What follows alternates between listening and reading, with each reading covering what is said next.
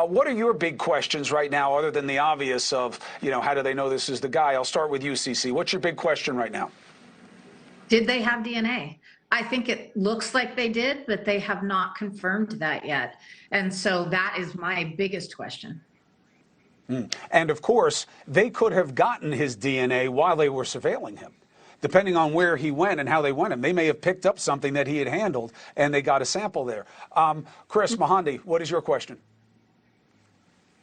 My question is, what nexus was there between these victims, and the suspect? And I believe that there must be one. Was he on the periphery? How did their paths cross? Because I do believe that there is a nexus that we're going to find out more about.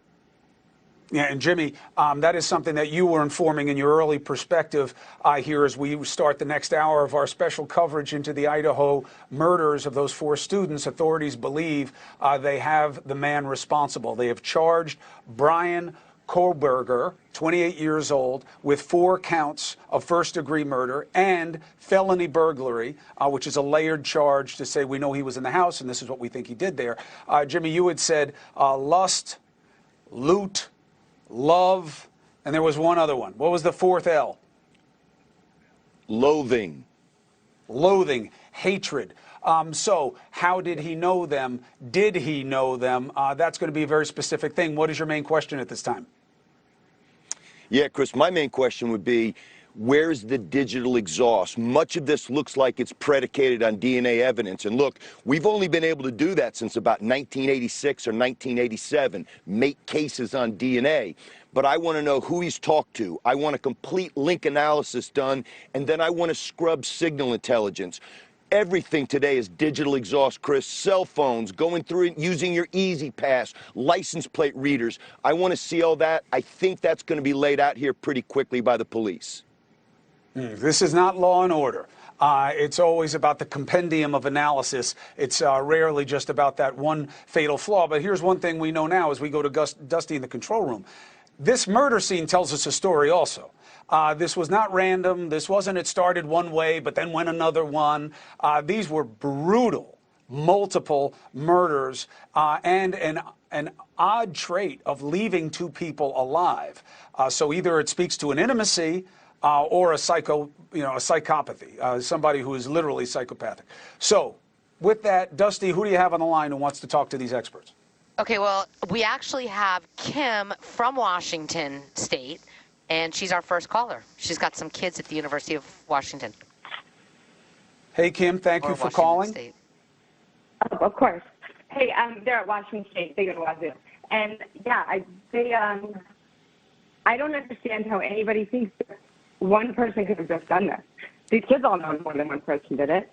This guy was a teacher. He wasn't just a student. He taught students. He taught all the way up until the break that were in class. So I don't understand how anybody thinks it's just one person. It can't be. The kids said it wasn't. They've told the police that. I don't know why nobody's listening to these kids. So, Jimmy, you're nodding your head. The idea that it took more than one person to do this, do you believe that that is a foregone conclusion? The number one thing that I took out of the press conference today was the sheriff saying, no, we're not concerned right now about staying on lockdown or that there was an additional threat out there. Doesn't mean that there weren't accomplices. Doesn't mean that the police aren't going to turn up more people involved in this. But, Kris, to answer the caller's question, the fact that you had young kids in bed at night, early in the morning, some of them had been drinking, and someone was able to overpower them in their sleep. That's the only way that you could have done this. We know that there were some defensive wounds that were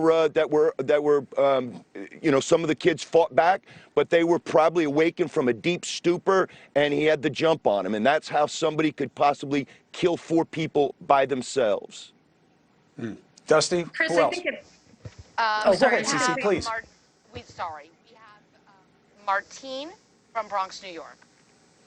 All right, Martine, I'll get your question in a second, but CeCe, what comment did you want to add? I was just going to say that really leads to my other big question in this case is, was this his first crime? Because it was so brazen.